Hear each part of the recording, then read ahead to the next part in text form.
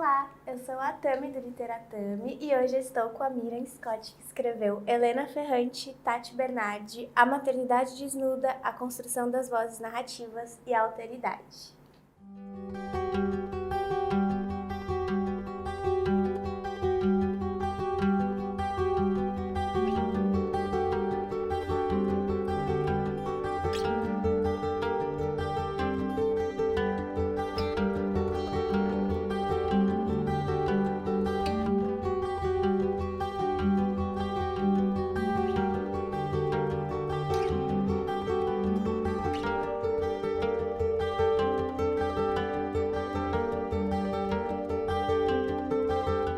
Bom, Miriam, antes de mais nada, é um prazer estar aqui com você. Eu já resenhei o livro anterior da Miriam, Terra Úmida, aqui no canal, que é um romance que eu gosto muito. Então é uma alegria poder estar com você pessoalmente e te trazer mais uma vez aqui pro canal, agora em pessoa. Puxa, isso aí faz uma diferença grande, viu, Tami? Porque eu lembro que foi uma delícia de conversa, mas ainda estávamos ali no meio de um final de pandemia, eu acho que quando a gente fez a entrevista, então os encontros ainda não eram muito possíveis. É diferente, né? Tá pertinho, assim, é muito melhor, é muito mais legal quando a gente consegue ver a pessoa, tocar na pessoa. Oi, tudo bem? Totalmente. Para quem não conhece, a Miriam nasceu em Manaus, em 1981. Se formou em Direito pela Universidade Federal do Amazonas e exerceu a advocacia até o nascimento de seu primogênito.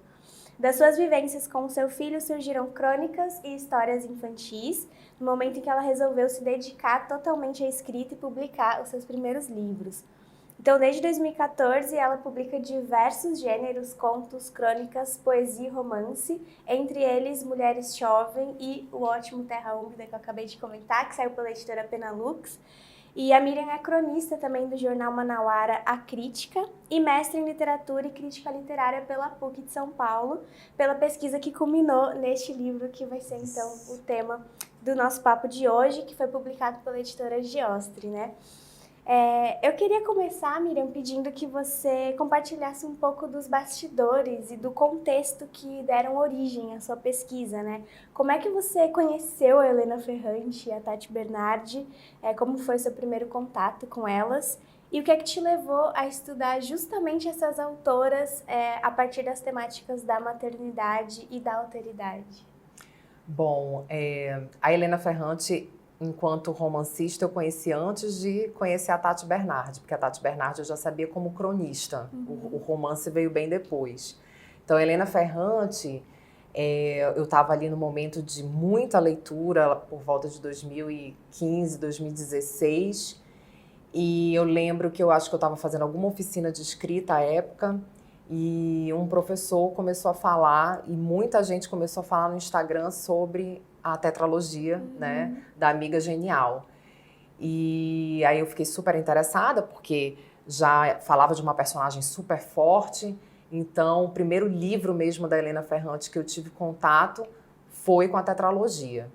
E eu fiquei completamente arrebatada pela literatura da Helena Ferrante, porque conversava demais com as minhas crises existenciais enquanto mãe, enquanto mulher. E eu me identifiquei com aquelas personagens, ora eu me identificava com uma, ora eu me identificava com a outra. Uma delas ainda sendo também com pretensões de escrita, e eu ali também naquele momento começando a publicar. Então a Helena Ferrante foi assim o antes e depois, né? E misturava um pouco de Clarice Lispector, ela mesma é leitora de Clarice Lispector, ela já declarou várias vezes em entrevistas que ela dá. E então foi desse jeito que eu conheci a Helena. E aos poucos os outros romances foram sendo traduzidos, e à medida que eles iam sendo traduzidos eu ia lá, assim, sabe, lançava, eu já buscava o meu. E quando eu me deparei com A Filha Perdida, eu fiquei louca, assim, porque embora seja um livro bem mais curto do que os outros, a tetralogia você leva um tempo para terminar, né? São muitas páginas, acho que mais de 2.000 páginas com os 4 livros. Então, A Filha Perdida, eu comecei meio assim, do tipo, deve ser uma coisa tranquila, né? Um livrinho assim. Gente, que personagem, que escrita potente, quantas, assim, agulhadas ela vai dando ao longo das páginas. E aí eu mergulhei fundo e fiquei. Aquele livro ficou na minha cabeça por anos. E aí a minha vida foi, né, acontecendo, fui fazendo cada vez mais oficinas, fui escrevendo, no meio disso saiu Terra Úmida, que também traz uma personagem, né, feminina do seu tempo, porque se passa no início ali do século XX, num Amazonas mergulhado ainda no ciclo da borracha. E aí, quando eu dei por mim, assim, de uau, eu já fiz tantas oficinas, mas eu queria mais, eu queria me desafiar mais. Veio a pandemia, né, em 2020, e a PUC, nessa época, abriu a oportunidade das pessoas que não moram em São Paulo poderem fazer à distância, porque ia começar a ter o ensino à distância devido à pandemia. E aí eu pensei, falei, será que eu me meto nessa, mestrado? Todo mundo fala que é muito pesado. Eu com 2 filhos ali 3 anos atrás, muito pequenos, como é que vai ser isso? Mas encarei, né? Me candidatei, passei, fui aceita. E foi um processo lindo, assim, de autodescoberta, de me interessar pela pesquisa acadêmica. Hoje em dia, acho que eu sou tão pesquisadora quanto romancista, eu me apaixonei totalmente pela pesquisa acadêmica. E aí eu tinha que ter o que seria esse projeto, né? E isso foi super difícil porque tudo que eu pensava em falar, onde que eu ia buscar literatura, né? Eu acabava pensando muito na psicologia, pensava muito na sociologia. E as minhas professoras diziam, mas a gente lembra que a gente está aqui, né, no mestrado de literatura e crítica literária, a gente tem que ir para a teoria literária. E aí ela disse, mas calma, vai dar certo, porque o projeto não é aquilo que termina, a gente começa pensando um projeto e vai terminar em outro, tá tudo bem, vamos lá, a gente vai se encaixar. E aí ela me desafiou a fazer uma comparação entre obras, entre 2 escritoras completamente diferentes, né? Foi um grande desafio comparar Helena Ferrante e Tati Bernardi, porque são 2 escritoras que uma se esconde e a outra gosta de aparecer, né? Já começa por aí, pelas personalidades muito diferentes entre si.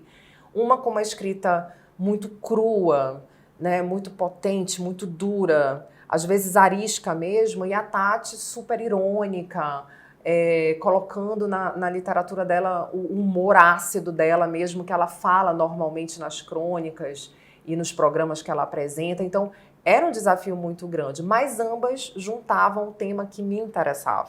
Porque eu falei, se tem um tema que me atravessa há mais de uma década, é a maternidade. Eu não consigo me ver sem falar desse lugar do feminino, sem desse lugar da mulher, que foi algo que foi para mim, enquanto Miriam, pessoa, um divisor de águas, né? Porque eu deixei minha carreira de advocacia por causa da chegada de um filho, eu me transformei por causa da chegada desse filho, eu fui em busca da literatura como uma salvação por causa desse filho, então como que eu ia deixar de fora a maternidade na pesquisa de mestrado? Para mim era impossível.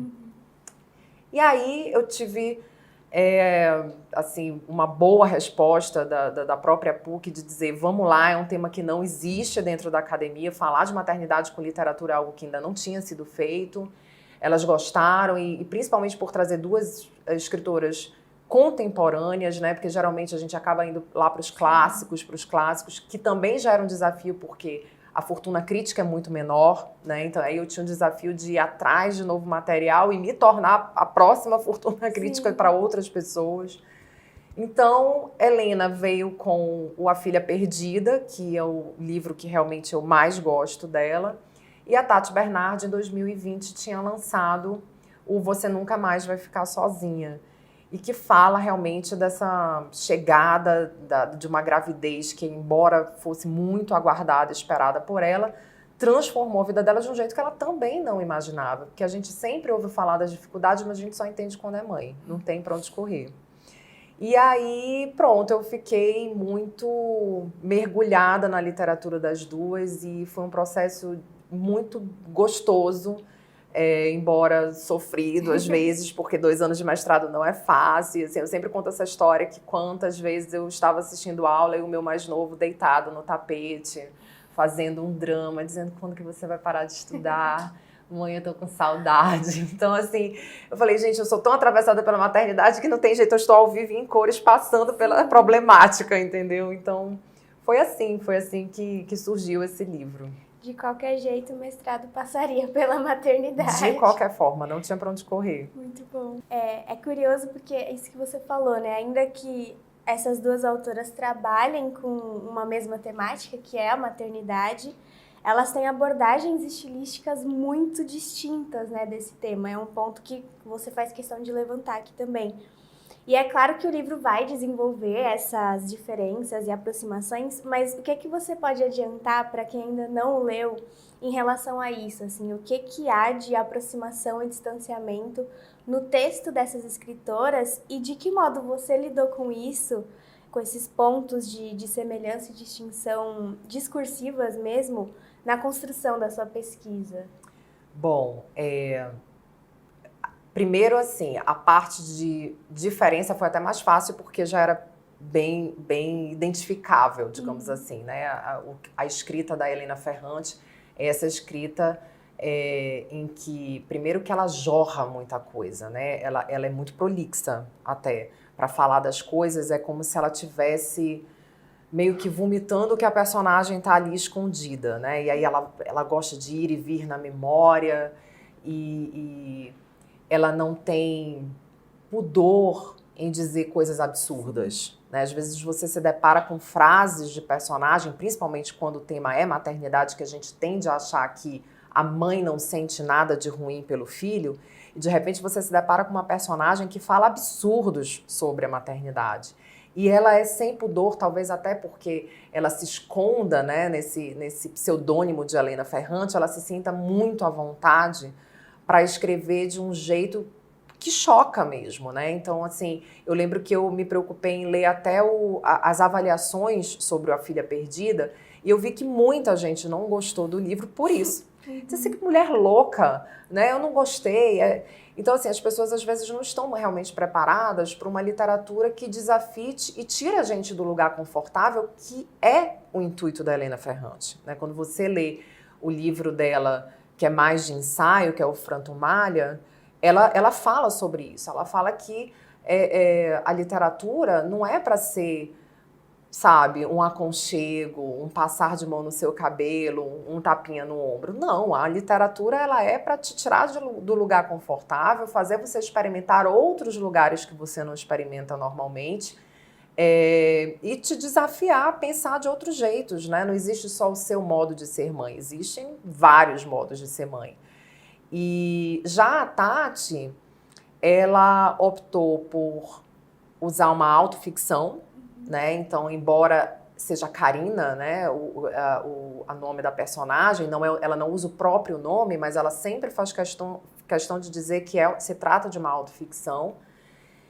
E é uma conversa que ela tem todas as vezes que ela vai ao laboratório fazer os exames de rotina da gravidez.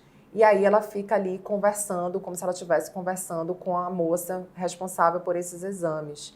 E ela também faz algumas idas e vindas na memória, o que eu acho que são coisas que aproxima, né, a literatura das duas.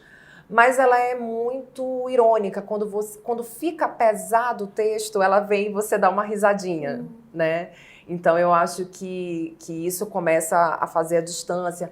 Fora o vocabulário da Helena Ferrante é um vocabulário mais preocupado em ser, eu não diria difícil, mas mais pomposo, né? E a Tati, ela tá preocupada em uma literatura como se ela estivesse conversando com a gente. Ali, coloquial, ela não para pensar se, nossa, essa palavra, esse vocabulário tem que ser, né, num nível mais alto. Não, ela tá conversando com você. E o que eu acho que democratiza mais a leitura, né? Eu acho que é uma leitura muito gostosa, que é muito fluida e que toca num tema de uma forma a te dar ali umas agulhadinhas, mas aí você dá uma risadinha e fica mais leve, coisa que realmente a literatura da Helena Ferrante você sai sugado, né? Então, assim, acho que as sensações que os livros provocam também são bem diferentes entre si. Então, Helena Ferrante não é uma literatura que é para você se sentir tranquilo e alegre e satisfeito depois. Não, você vai ficar com aquilo por dias, matutando, incomodado, o estômago ali revirado um pouco, você vai e volta na história várias vezes. E a Tati não. A Tati, ela te provoca de uma outra forma. Te provoca com as ironias, que ela é realmente muito boa nas ironias. E te traz essa leveza mesmo, que a literatura também pode ter esse lugar, sabe? Eu não acho que a gente precisa só ler coisas que nos deixem para baixo.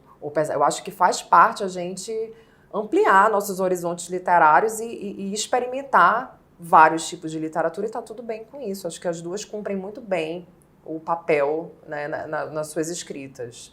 Sim. E no livro você se aprofunda bastante nessa linguagem, né, moldada por cada uma das autoras na construção dos seus projetos literários, né? Às vezes você enfatiza o papel dos dialetos na obra da Ferrante, às vezes o papel do humor na obra da Bernardi. Como é que essas características, especialmente assim, a questão do dialeto, a questão do humor, vão atuando na tessitura textual dessas escritoras e nesse retrato da maternidade que elas vão expor aqui nos escritos? Então, no caso da Helena Ferrante, ela sempre coloca o uso do dialeto como uma forma em que é quando a gente quer aflorar a nossa natureza, né? Então, assim, quando a personagem está movida ali por uma grande emoção, ela não consegue usar o italiano erudito. Ela volta às origens, né? Ela é ela. Então, ela volta sem querer para o dialeto e despeja aquilo que ela está sentindo. Então, o dialeto é a língua mãe, é a língua materna, né? Não tem para onde correr. Quando você está ali com a emoção muito aflorada, é para a mãe que você recorre, até na fala. E eu acho que isso é de uma verdade, porque às vezes eu converso com pessoas que se mudaram para outros países e que, enfim, já estão fluentes no idioma, mas quando estão tristes ou estão com raiva, não tem jeito. Volta para a língua materna e é só no português. Eu já ouvi assim dos maridos às vezes serem estrangeiros e dizer, ela começa a falar um monte de coisa que eu não entendi, ela tá brigando comigo, porque não tem jeito. Nessa hora a gente volta para a mãe. E eu acho isso uma ferramenta que a Helena Ferrante faz, assim, uso de uma maneira magnífica. E que pra gente até é um pouco difícil de compreender, porque a gente não tem essa diferença tão grande de dialetos, né? A gente, embora tenha vários jeitos de se falar em cada região, mas nós não temos tantas diferenças como houve no italiano, porque a Itália ali passou por várias divisões e unificações e brigas. Então, assim, cada parte da Itália efetivamente tem um outro jeito de falar e um dialeto próprio. E então, até quem é estudado é mal visto, digamos, pelas pessoas que são mais simples, porque dizem assim, nossa, agora você tá aí todo besta falando. E ela fala muito disso na literatura dela, que quando ela volta para casa, a mãe fica chateada com ela. Você tá falando de um outro jeito, você tá falando de um jeito que a gente não tá te entendendo. Então, a questão do idioma para ela é muito forte, até na perseguição dela se distanciar da realidade dela. Ela precisa aprender, a personagem precisa aprender aquele idioma para se distanciar dessa origem que ela abomina, que ela não quer ser lembrada como parecida com a mãe, né, ou com os seus familiares que falam alto, que gesticulam.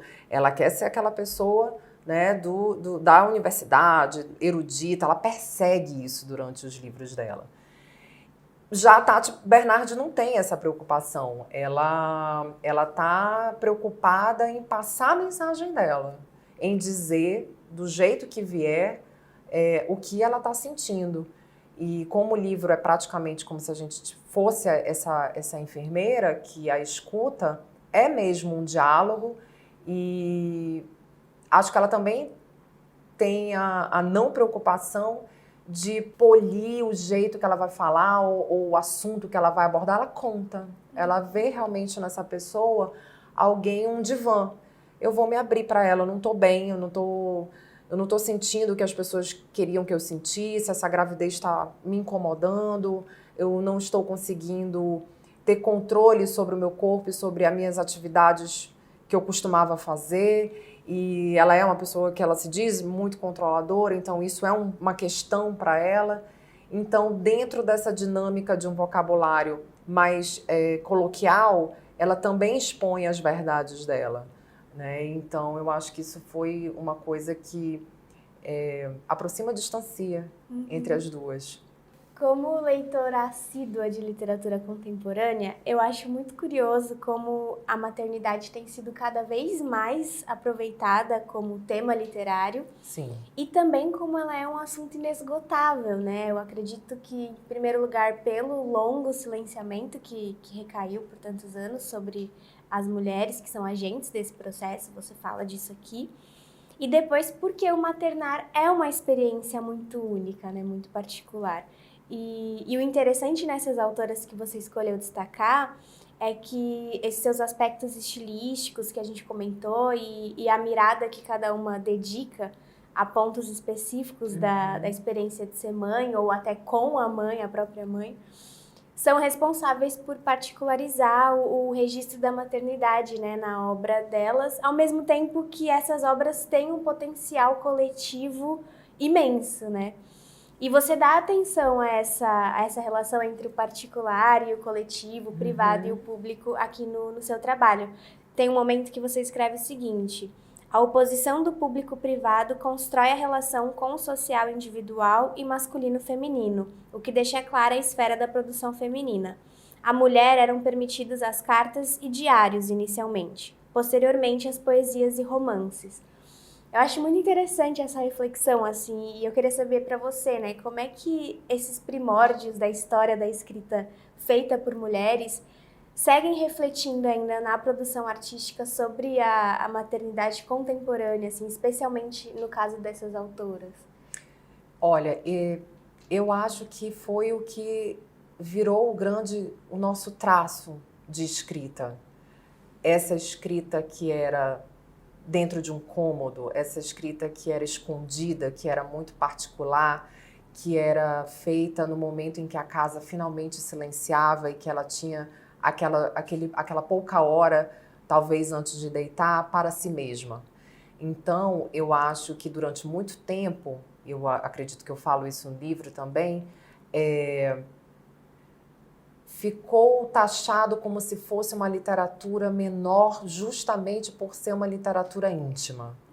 Por muito tempo, até porque a nossa literatura ela ainda é patriarcal, menos agora, mas ainda é patriarcal, os homens os homens escritores, no caso, que avaliavam, né, que eram os grandes críticos, tiveram muita dificuldade de aceitar essa literatura íntima como literatura. Quando, na verdade, é o que nos caracteriza, é o que nos diferencia deles, que sempre procuraram escrever sobre o fora, né? Que sempre procuraram escrever sobre suas aventuras, sobre suas descobertas. E não havia como as mulheres escreverem sobre isso se elas não saíam. Estávamos restritas às paredes do lar. Logo, não poderíamos escrever sobre realidades que não conhecíamos. A realidade que a gente conseguia escrever era a realidade que nos era próxima. E isso começou através da troca de cartas entre as famílias, porque era o meio de comunicação entre as pessoas. Então, as mulheres eram responsáveis, geralmente, por escreverem essas cartas, quando já eram permitidas estudar, porque ainda teve esse momento anterior de não escrita porque não podiam, né? Mas passando já desse momento em que elas podiam se tornar pessoas letradas, elas eram as responsáveis por escrever e dar notícias sobre a família, o que estava acontecendo. Então isso acho que foi uma das primeiras formas de escrita. E depois os diários, ou concomitantes os diários, que era onde elas conseguiam ser elas mesmas e dizer exatamente aquilo que sentiam e aquilo que pensavam, por mais horrível que fosse. Então, os diários foram, durante muito tempo, os psicólogos das mulheres, né? Então, Eu acho interessante hoje a gente ter compreendido a grandiosidade dessa literatura íntima, que Clarice já fazia também ali nos idos dos anos 50, mais ou menos, e que por algum tempo também deram uma desprezada. Ela foi ganhando tamanho aos poucos, mas num primeiro momento as pessoas também olharam com, mas ela só fala do eu.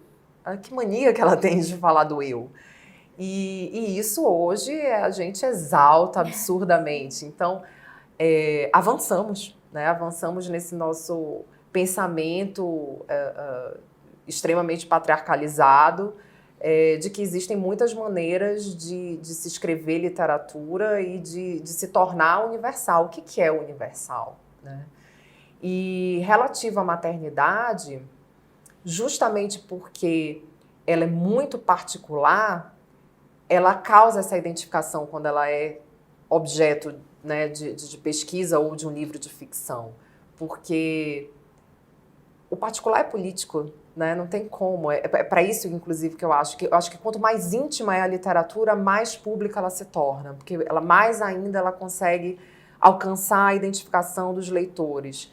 Então, quando uma mulher fala da sua realidade dentro da casa dela, dificilmente a gente não vai se identificar com alguma coisa que acontece naquele dia a dia, porque em algum aspecto a gente vai, né, se identificar com a criança que chora sem parar, com o leite que caiu e a mãe estava ainda fazendo outra coisa e esqueceu o bolo no forno e a criança começou a mexer onde não devia e caiu e se machucou. Quer dizer, em algum momento, por mais particular que seja a descrição dela, a gente vai se sentir muito tocada.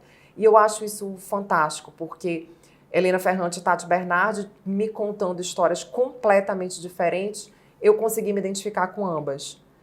Em ambas as situações eu me vi enquanto mulher e enquanto mãe.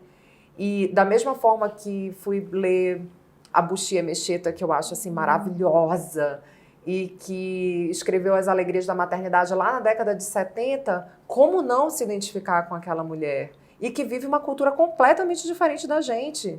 Ali ela está contando sobre a África. E é impossível você não se sentir extremamente tocada pelo que ela escreve. Então é isso, eu acho que quanto mais íntimo e mais individual, mais pessoas a gente consegue tocar com a literatura. Muito bom, e essa pesquisa ela foca sobretudo nessa contextualização histórica, né, da condição feminina em relação à literatura com o passar do tempo. Mas e no caminho inverso, assim, como é que você vê que a publicização dessa experiência privada por meio da literatura tem refletido sobre o próprio exercício da maternidade, assim, na vida fora das páginas, sabe? Por que é importante escrever sobre isso hoje e publicar, assim? Quais efeitos você acha que isso tem sobre a contemporaneidade real? Eu acho que é quando eu fechei o livro, né? Que é falar sobre a questão da alteridade. Porque quando eu me voltei para a literatura, porque durante o meu processo de faculdade de Direito, eu confesso, eu fiquei muito ali, né? Restrita aos livros jurídicos e aquele vocabulário, né, muito juridiquês, então a gente se afasta um pouco, nunca tem tempo, é muita prova, é muita coisa para aprender a como escrever daquele jeito. A gente vai se engessando ao longo dos anos. Foi isso que eu senti que foi acontecendo com a minha escrita, porque eu sempre fui da escrita.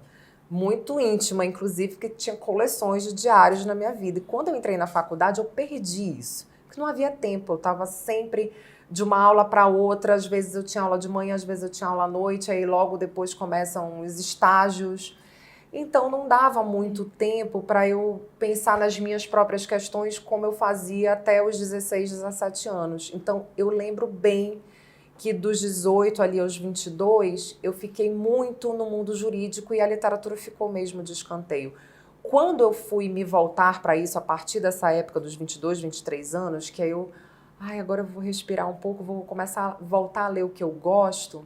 E a primeira coisa que eu li foi Clarice, né? E voltar para Clarice foi assim, desesperador, eu diria, porque eu tinha lido muito pouco ali na adolescência, então quando você já lê no início da vida adulta, é outra coisa, porque você começa a entender várias questões que você não tinha experiência para entender na adolescência.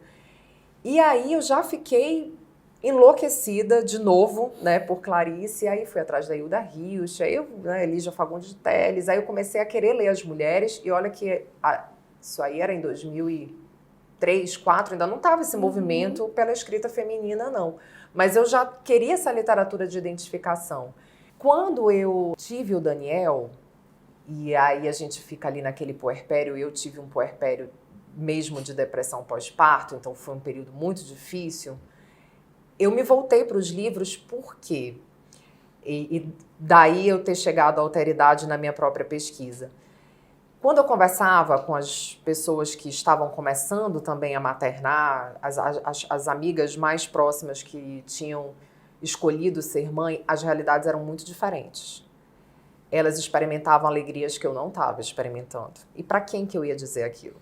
Porque era uma época, inclusive, de blogs. Havia muitos blogs maternos e era muito difícil encontrar algum blog que falasse sobre o perrengue que é ser mãe.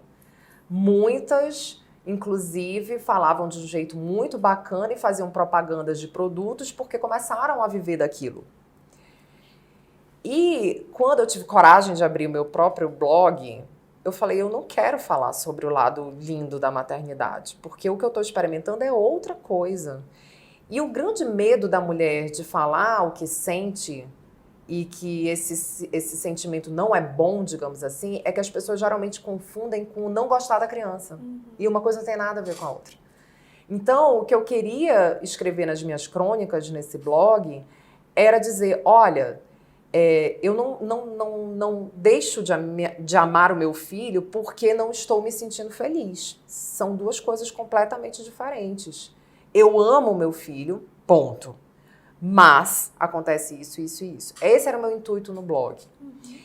Então, quando eu comecei a ler outras mulheres que falavam sobre a maternidade, eu comecei a procurar literaturas que me trouxessem essa realidade que eu estava experimentando. Porque não adiantava conversar com as pessoas à minha volta, porque elas só falavam coisas maravilhosas. Ah, mas isso passa. Não falo muito sobre isso, não. Não, é só hoje que você está desse jeito. Então, era difícil eu me abrir porque elas estavam, assim, muito hipnotizadas pelaquela atmosfera da mãe, muito ali, meu filho amado, etc. E eu não estava com aquele sentimento. Eu estava sentindo tudo errado. Teoricamente, tudo errado.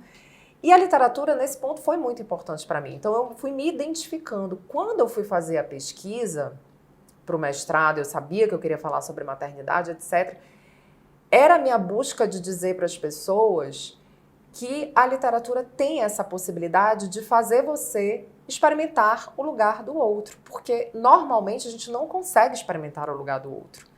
Como que eu vou saber o que é o racismo se eu nunca vou passar pelo racismo? Não tem como eu descobrir isso, por mais que a pessoa me conte. Mas se eu leio um livro, um romance, em que praticamente eu estou ao lado essa é a sensação que eu tenho, né? Que é um convite para eu dar as mãos para a personagem. E eu experimento com ele todas aquelas sensações, já foi comprovado cientificamente que o cérebro da gente faz a gente sentir quase a mesma coisa do que está sendo descrito. Então, aquilo vai me modificar de alguma maneira. Eu não vou mais pensar ou falar sobre o racismo da mesma forma depois de eu ler um livro que conta a história sobre isso. Da mesma forma, em relação à maternidade. Da mesma forma, em relação a qualquer assunto que a gente pare para pensar.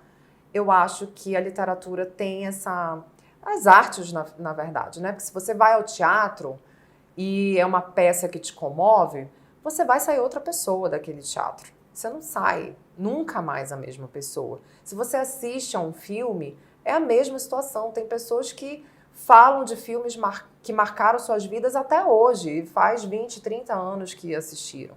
Então, a arte tem essa função. A gente acha, ok, ela não tem a obrigação de ser utilitária, mas a gente sabe da transformação que ela nos faz. Então, eu acho que a minha busca foi fazer com que as pessoas compreendam que ao ler um livro que retrata essa maternidade crua, né, que não vai passar a mão na cabeça de ninguém, que vai contar o lado B, né, de ser mãe, as pessoas parem pelo menos para pensar que é possível e tá tudo bem sentir tudo isso, inclusive não querer ser mãe, se arrepender de ter sido mãe. Por que não? Nós somos tão plurais, nós somos tão diversas, como é que a gente vai sentir as mesmas coisas? É muito injusto você querer que todas as mulheres tenham as mesmas sensações sobre algo que muda tanto a nossa vida. Um filho é uma mudança radical na nossa vida.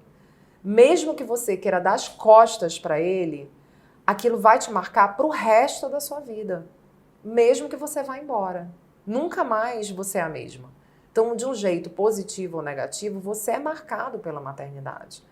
E é muito injusto que a gente queira que todas as mulheres sintam as mesmas coisas, essa alegria assim que o filho vai parar no seu colo, e que adore amamentar, e que ame estar grávida. Gente, são mudanças bruscas no corpo da gente, que ninguém se prepara para isso, sabe? Você vai, por mais que leve 9 meses, é muito esquisito você se olhar com uma barriga que não te pertence, algo dentro de você se mexendo, sabe? Se você para pensar, não dá para dizer que é agradável.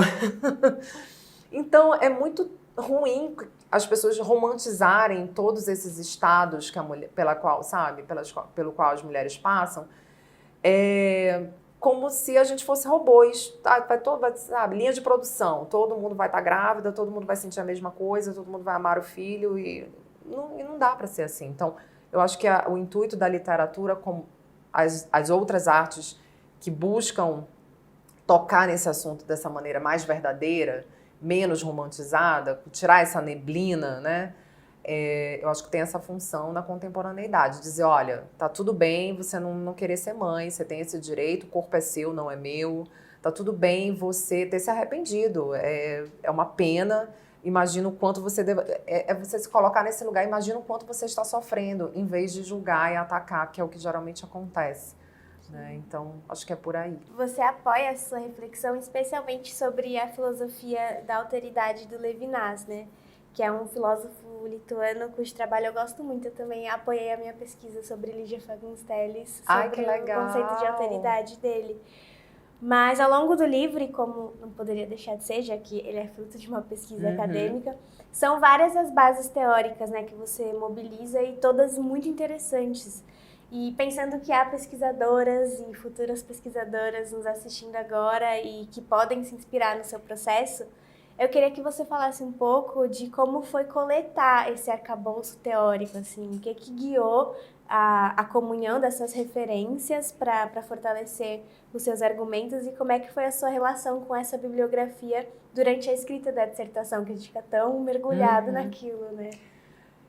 Isso eu vou precisar, assim, agradecer muitíssimo a PUC. Eu acho que eu tive uma orientadora maravilhosa, porque eu sou romancista antes de ser pesquisadora. Então, muitas vezes eu queria viajar na minha escrita da dissertação. E eu precisava de alguém que me aterrissasse e dissesse, opa, você aqui está como acadêmica. Ainda assim, ela me deu muita liberdade e eu acho que eu consegui deixar a dissertação e depois esse ensaio crítico menos acadêmico do que geralmente acontece. E era uma busca minha também. Mas ela foi responsável por me guiar, né? A orientação é um termo exato para isso, porque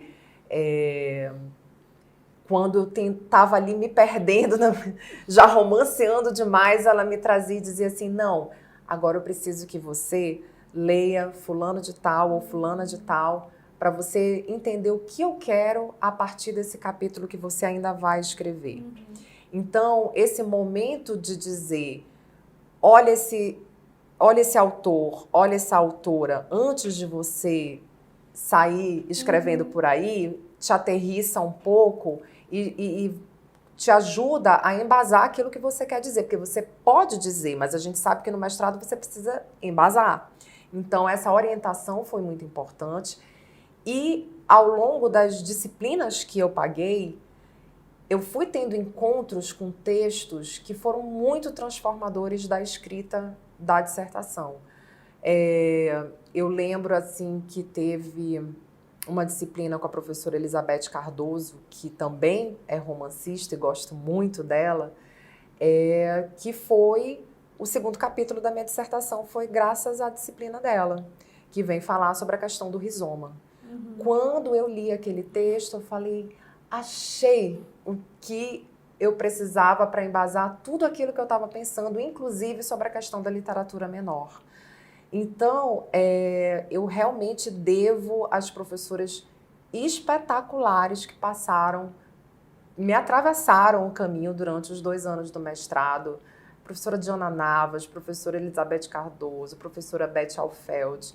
Foram, assim, pessoas incríveis. Professora Vera, assim, com a teoria literária, que me deu também o primeiro embasamento, sabe? A teoria literária ali foi uma disciplina que me deu o primeiro arcabouço. De dizer assim, agora você vai entender e vai começar principalmente a ler os livros de ficção com outros olhos. Isso é um antes e depois para mim, sabe? Porque uma coisa é você ler com os olhos de mero leitor, o que é ótimo. Sim. Mas quando você parte para a teoria literária e para a crítica literária, é um mundo que se abre e que você admira ainda mais os escritores e as escritoras que você já admirava. Então, assim, ler Guimarães Rosa depois de teoria da literatura e depois da crítica literária foi outra leitura. Eu já era apaixonada por Grande Sertão, mas eu fui reler durante o mestrado porque eu fui entender aquilo que ainda não estava muito compreensível para mim como leitora sem essa base. Então, a bibliografia, ela vem a partir da experiência das professoras mesmo. Assim, eu acho que você escolher uma instituição e ter a sorte de se deparar não só com pessoas que saibam, mas que estejam a fim de te acolher. Porque nem todos os professores são acolhedores. E eu tive a sorte de ter professoras muito acolhedoras, que queriam compartilhar o que sabiam. Isso é muito generoso. Porque às vezes as pessoas são egoístas e ficam com o ensinamento só para si. E eu tive a sorte de ter professoras que querem ver a gente brilhar, né? Isso é uma característica assim, que todas as minhas colegas do mestrado fizeram esses agradecimentos à instituição, que realmente as professoras estão ali para quererem ver os alunos brilharem. Então, a minha bibliografia é totalmente Puckiana. Ai, que bom, que delícia. Nossa, nada melhor do que achar os textos, não né? E ter esse suporte, esse guia assim, no processo, Sim. né? E você falou um pouco, né, dessa transformação para o livro. Eu queria saber desse processo de edição para transformar a dissertação, que é um texto mais voltado ao perímetro ali da academia, né, em livro publicado que vai chegar a leitores e leitoras que não necessariamente fazem parte da comunidade universitária, né? Como é que foi esse trabalho de edição? No trabalho de edição do livro, eu não tive tanto o que fazer, porque a minha dissertação já pôde ficar bem assim. Até por tratar de uma questão muito íntima, que é a maternidade, eu tive muita liberdade para, em algumas partes, eu colocar realmente o meu pensamento. Então, quando eu falo da metáfora da boneca, quando eu falo sobre a metáfora da arte do tapete, do trançar, que, né, as pessoas geralmente estão acostumadas a querer ver o lado bonito e pronto, né, de uma obra de arte, mas a beleza realmente está no fazer e nas agruras, né, do fazer. Então, isso eu tive muita liberdade de deixar o meu registro, né, e até como uma forma de dar a minha voz ao livro, porque eu lembro da Beth dizendo, eu quero que a dissertação tenha a sua cara. Né? Eu não quero que tenha a cara de um Ctrl-C, Ctrl-V de embasamentos bibliográficos. Eu quero que você esteja na dissertação. Então, quando ela me deu essa liberdade, aí a romancista respirou feliz, né? Então, isso foi muito bom. E até retomando a questão da bibliografia, que eu acho importante também citar, Eu tive colegas também muito generosos que, quando liam isso, a gente fazia muito entre si, quando liam textos que se deparavam, né, caíam no colo deles e não tinha a ver com o trabalho deles, eles diziam: Miriam, mas eu lembrei de ti. Eu acho que esse texto vai ser legal para você. Então, essa generosidade também aconteceu entre os colegas. Eu acho que o trabalho da dissertação, ele fica bem menos pesado quando você se sente em grupo nesse momento, sabe? A escrita, ela é muito solitária, sem dúvida.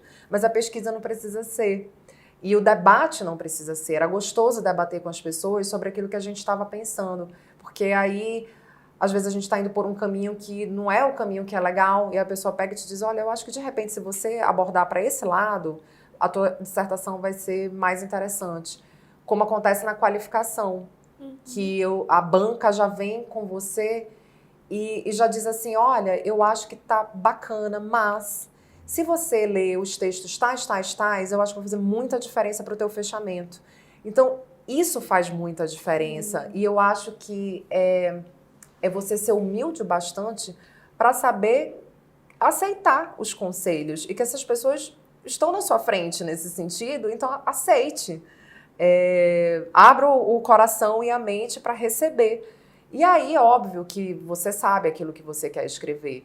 Você vai ler e vai dizer sim ou não, né? Você não é obrigado a aceitar todos os textos, mas você tem a possibilidade de pensar o que você não tinha pensado antes. Isso é muito bom. Então, eu lembro que teve uma professora da banca que me deu um autor que não batia exatamente com o Levinas. Mas eu fiz questão de citar, que é o Otávio Paz, até porque eu adoro Otávio Paz. Mas a alteridade que ele estava propondo não era exatamente a alteridade que eu queria alcançar. Porque a alteridade do Levinas, ela consegue ser maior do que a proposta pelo Otávio Paz, porque é uma alteridade que te puxa para a responsabilidade. E era disso que eu queria falar. Era impor no outro a responsabilidade pelo bem-estar do seu próximo. Que quando você lê e se põe no lugar do outro, e você o compreende, você o acolhe nas suas diferenças, você se torna responsável sim por ele. Então você não pode sair julgando as pessoas, apontando o dedo, falando mal, cancelando, né, para usar o termo de hoje, sem responsabilidade. A gente precisa se sentir responsável pelo outro. Então acho que é interessante porque eu acolhi o texto, mas eu soube dizer: eu queria mais, então eu ainda assim escolho ficar com o Levinas, né? Então, acho que foi bem por aí que eu consegui traçar aí essas linhas. Muito bem. Puxando agora um pouquinho a romancista, até porque eu adoro seu trabalho com romance, eu queria saber como é que esses estudos influem sobre o seu trabalho literário. Assim, você estava ou está escrevendo literatura que reflete essa pesquisa? Eu acho que a bagagem está maior. Até para pensar o romance que quero escrever, como quero escrever, que ferramentas literárias quero usar. Eu acho que eu ampliei o meu repertório a partir dos estudos que fiz. Então, eu lembro que eu tinha muito receio de ingressar no mestrado e deixar de ser ficcionista. Eu tinha esse receio mesmo. E eu lembro que eu falei isso para a coordenação. E eu lembro da minha orientadora ter dito assim: você vai ver que você vai se tornar uma melhor romancista depois do mestrado. E não sei se isso vai acontecer, porque eu ainda não terminei o romance, mas eu tô achando mais fácil até eu ir em busca do que quero ler para me inspirar depois do que sei, sabe? Procurar também é importante. Saber procurar é importante. E eu acho que eu consegui aprender isso, aprender a procurar melhor. E aí não perder tempo. Perco menos tempo, porque sei agora onde buscar a inspiração que preciso para lidar com determinado assunto, para lidar com determinada ferramenta literária. Então, eu acho que eu fiquei com um repertório melhor. E não apagou de jeito nenhum a ficcionista, a romancista. E, claro, que o meu tempo ainda não voltou a ser bom o suficiente para eu me dedicar horas no romance. Mas eu tenho escrito crônicas, até muitas no Instagram, eu quero ainda reuni-las para poder sair realmente um livro. Editei um livro de poesia que passou agora na chamada de originais da editora Patois para lançar na Flip. Aí eu fiquei super feliz. Então vem livro novo de poesia, é o Receita para Explodir Bolos. O nome ficou bem legal também, ficou legal, bom título. E aí eu tô numa pesquisa agora mesmo, histórica, porque eu gosto de misturar história e romance. E eu acho que a minha terra ainda tem muita coisa para ser desvendada. Eu acho que o Amazonas ainda é pouco explorado enquanto ficção. A gente tem Milton Atum, que é o nosso cartão postal, né, em matéria de ficção. Mas ainda tem muita história para ser contada. E eu venho pelo outro lado, né, porque ele vem com o lado árabe e eu venho com o lado judaico. Então, eu pretendo ali contar uma segunda parte do século XX. Estou nessa busca, quero trazer personagens que falem sobre um lado pouco falado historicamente, que são das prostitutas que foram, né, levadas para o Amazonas para servir os senhores donos de seringais. E eu acho que tem umas mulheres muito boas para serem trazidas e tem histórias que precisam, digamos, serem tiradas do arquivo, sabe? Então, eu estou nessa pesquisa e espero que essa mulher me sopre aos poucos, durante a pesquisa, ela me sopre as palavras certas para eu começar esse romance. Ai, que maravilha, já quero ler, já tô. Gente, conheçam Miriam Scott. Se você gosta de Helena Ferrante, gosta de Tati Bernardi, tem que ler esse livro. Miriam, foi muito bom conversar com você. Parabéns por mais essa. E eu vou seguir acompanhando com certeza o seu trabalho, porque eu gosto muito. Ai, obrigada, Tami. Foi um prazer enorme conversar sobre esse livro mesmo, porque foi muito suor, foram muitas lágrimas, foram muitos pedidos de volta à mamãe. Então, estou muito feliz da gente estar aqui hoje. Obrigada. Eu tenho certeza que quando eles crescerem, eles vão se orgulhar do trabalho que você fez. Muito obrigada. E eu vejo vocês no próximo vídeo. Tchau, tchau.